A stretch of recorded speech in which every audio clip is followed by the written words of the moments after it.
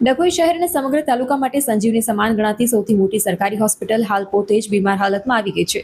તાલુકાના 118 જેટલા ગામડાઓમાંથી દરરોજ સેંકડો દર્દીઓ પોતાની વિવિધ બીમારીઓની સારવાર માટે અહીં આશા સાથે આવે છે, પરંતુ હાલ હોસ્પિટલનું બિલ્ડિંગ અત્યંત જર્જરિત થઈ જતા અહીં આવતા દર્દીઓ અને ફરજ બજાવતા ડોક્ટરો સતત ભયના અવતાર હેઠળ જીવી રહ્યા છે. ચોમાસા અને ભેજના કારણે કેટલાક રૂમોમાંથી છતમાંથી પાણી પણ ટપકી રહ્યું છે. હોસ્પિટલના કેટલાક રૂમોને કંડમ જાહેર કરી દેવાયા હોવા છતાં પણ જગ્યાના અભાવે તેનો હજુ પણ ઉપયોગ થઈ રહ્યો છે.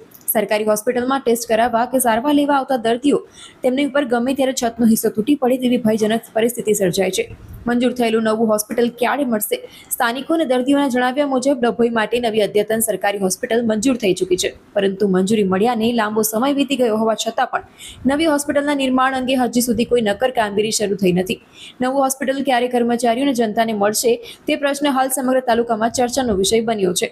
તંત્ર સામે આક્રોશ જોવા મળ્યો છે. વહેલી તકે મરામત કરવાની માંગ, અધિકારીઓની ઘોર ઉપેક્ષા સામે પ્રજામાં ભારે રોષ જોવા મળી રહ્યો છે. જો સમયસર પગલાં લેવામાં નહીં આવ્યા અને ભવિષ્યમાં કોઈ દર્દી કે ફરજ પરના ડોક્ટર પર છતનો ભાગ પડે અને કોઈ જાનહાનિ કે મોટી દુર્ઘટના સર્જાય તો તેનો જવાબદાર કોણ રહેશે?